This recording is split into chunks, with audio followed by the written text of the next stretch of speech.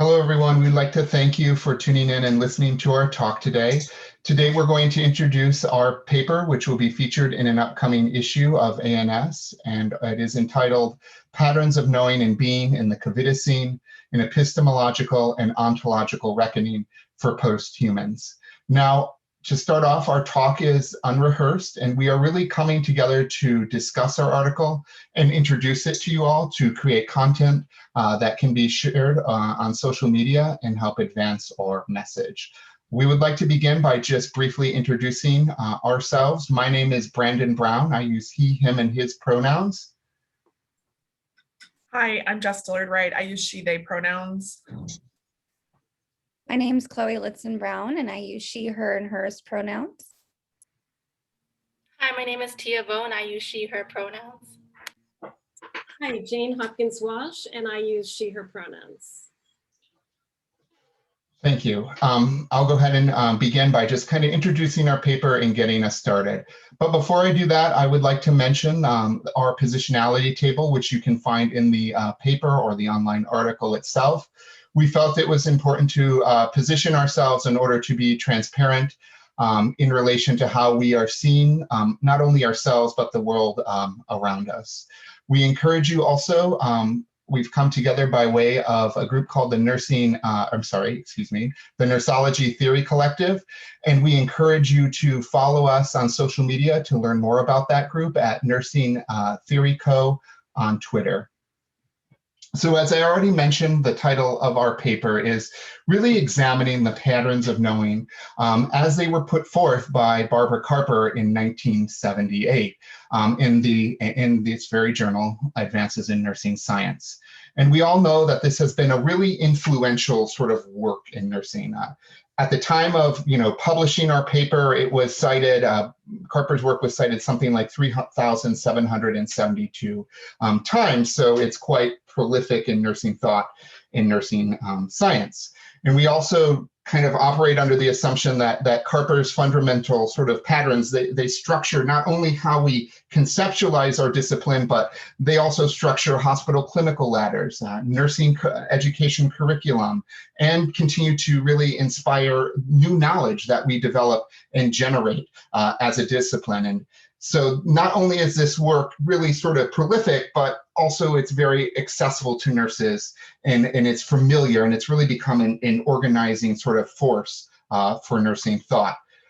But under the sort of pretext or the auspices of that, we also wanted to be really cognizant about the fact that we live and we practice and we educate in a really sort of dynamic world that is faced with a huge number of perils of our time in this 21st century. So we see these patterns as Carper's patterns, as they converge, they coalesce, they often contradict each other, and they often sort of collapse around us, and the boundaries between them are no longer sort of clear.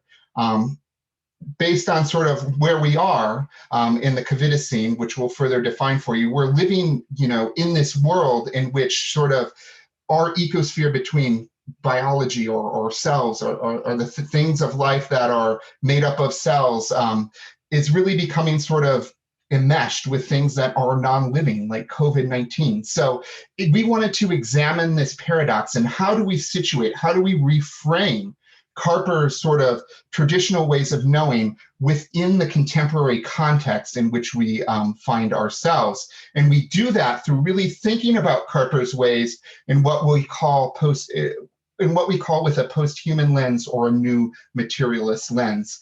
We do that to really destabilize the boundaries in the ways of knowing between human, non-human, between nature, culture, between science and the humanities.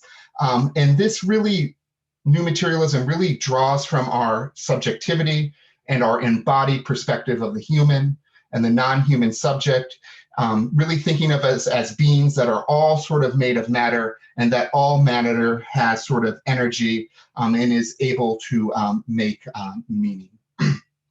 So we do this really because we were inspired by the writer Arundhati Roy in her vision of the pandemic as portal, meaning the pandemic serves as a point for us to transform and really gives us a chance to start anew.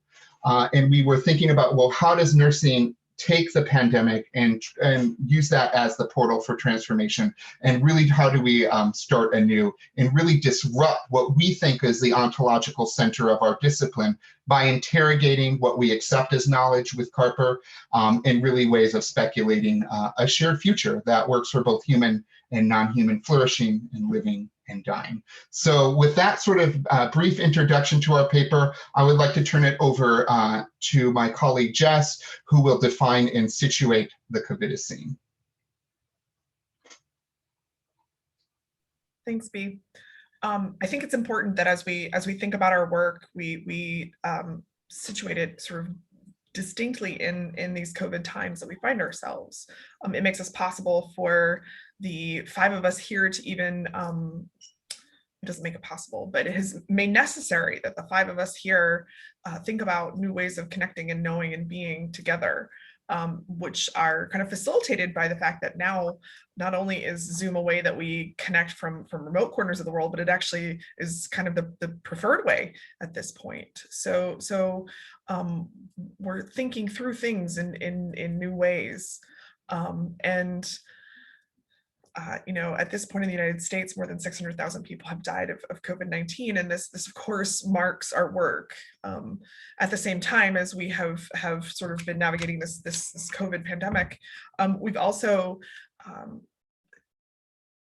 find ourselves kind of connected in with a surge in civil rights action, right? Both violence and then civil response to that violence. So these are things that are central in our mind, and centrally relevant to nursing, as we think about what posthumanism can mean for the ways that we know and are in nursing.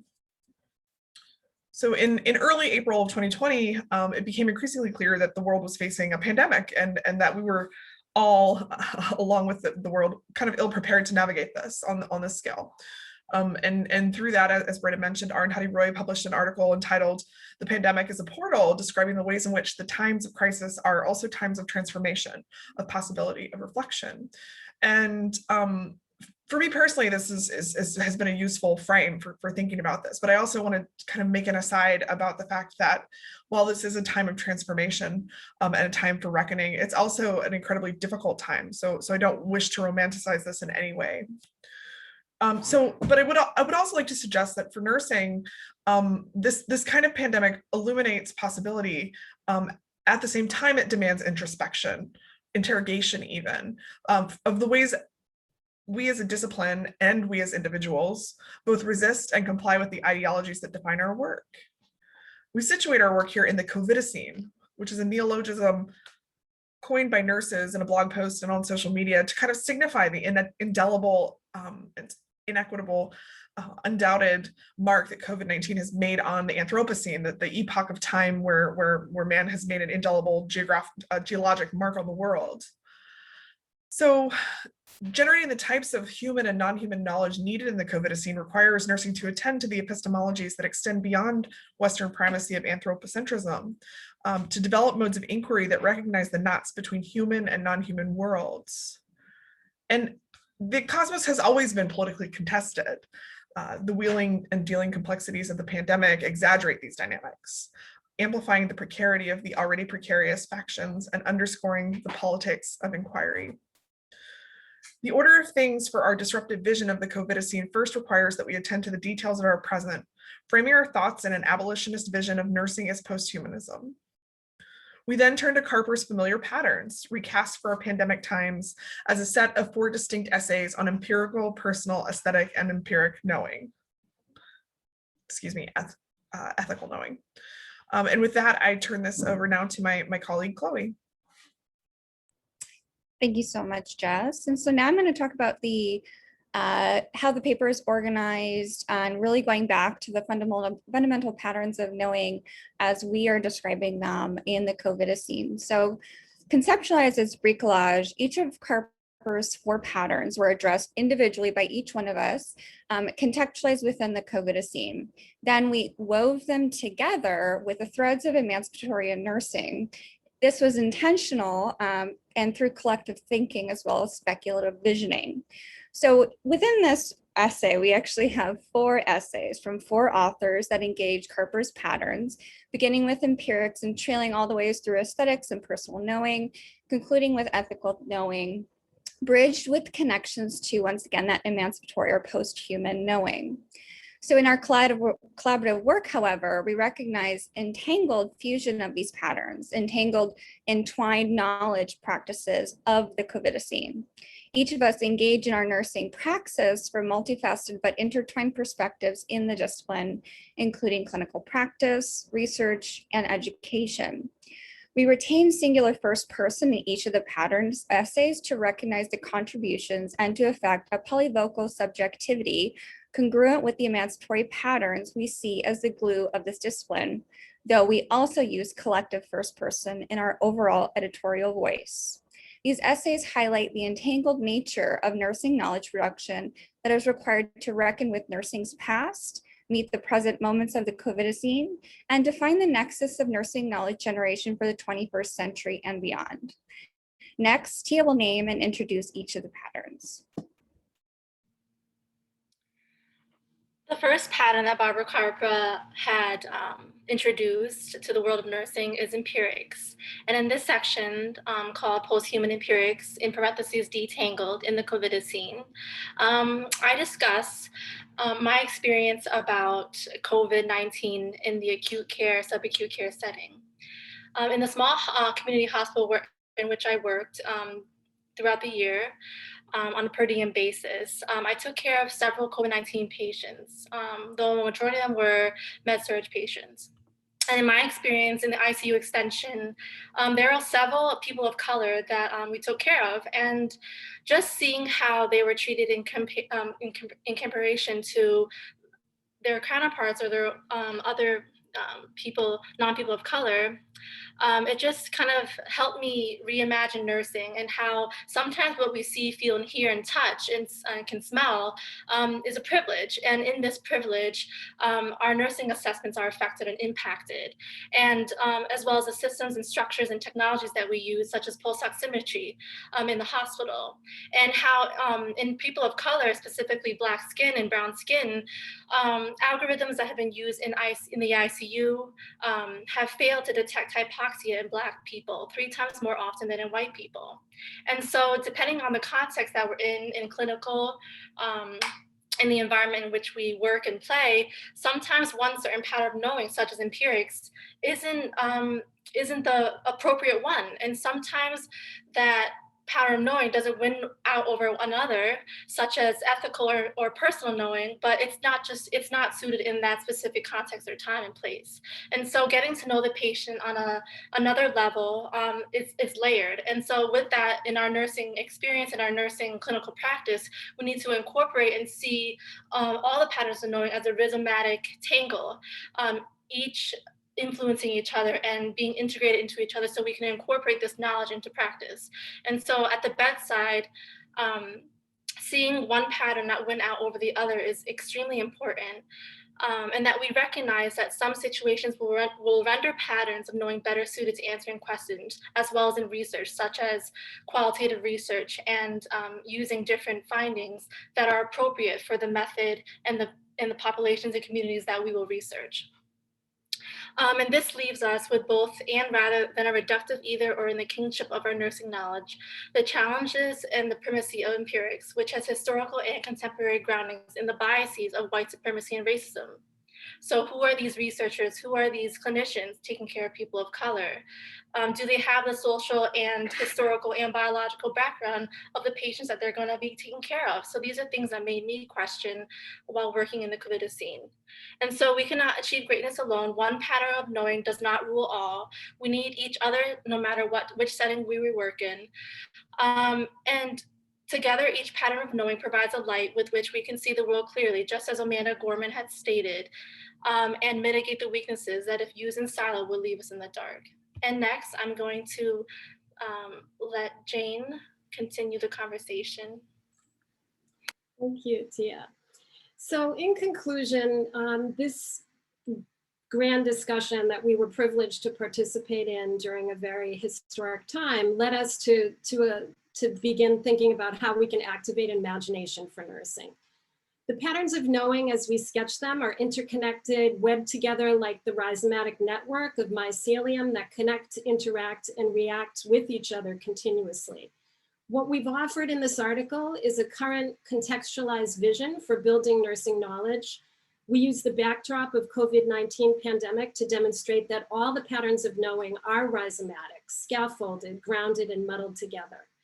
And recognizing and drawing upon emancipatory knowing in all the patterns, all nursing knowledge development will help us to develop a more just episteme. We envision nursing practice that can be ignited to its full anti-racist and liberatory potential through emancipatory knowing. I want to bring your attention in the article to an original watercolor painting labeled Figure 1, and it's Morel Mushrooms, COVID-19 and Anamnesis by Brandon Blaine Brown. And that was painted in 2020 in the midst of this historic period. It depicts the many gifts and possibilities that are found within the multiple ways of meaning and knowledge making, both unitary and discrete, like the communities and people for whom nurses care and of whom nurses are a part. The science art of the nursing present future is a tangled snarl of roots, messy and fruitful. We propose a vision for nursing knowledge that raises messy and uncomfortable questions, disrupts enshrined ways of thinking, and excavates the vision of justice and equity for all people, their families, and communities, including nurses. We can't accomplish these lofty aims alone, and we're captivated by the possibilities of discussion and discourse. And we invite you to actively engage with these ideas and explanations through a QR code that we've included in the article. We hope to interrogate the assumptions that come with the realist approach to empiricism. We want to soak in the beauty and the terror that aesthetic knowing can bring. We want to engage in deep critical reflection, self-reflection that can precipitate liberatory personal knowing. And we want to consider, what does all this mean for ethical knowing? And in the spirit of imagination and continuing the conversation, we hope that you will click on the QR code, which will take you to a Padlet, and we want to continue to brainstorm together. So connect your co-conspirators, your friends, colleagues, your allies, and accomplices. Let's discuss the following questions, which we include at the conclusion of our article, that were drawn from a newsletter blog called Anti-Racism Daily. What did you uncover here in the article that you've never heard before? What power and privilege systems may have protected you from unpacking that concept? What traumas may have shielded you from learning more? So we ask you to consider, where could nursing go once we unpack these ideas? What could nursing be if it chose? We imagine and hope that these questions could be used in educational and practice settings to further stimulate and encourage ongoing discussion. Thank you. In conclusion, we would just like to invite you all to visit the QR code and put your thoughts to those questions in the Padlet. We would like to thank you all so much for listening to our conversation today and for reading our article. We invite anyone who wishes to also could contact us via email. We invite critique, questions, thoughts, expansions, those sort of things on our thinking.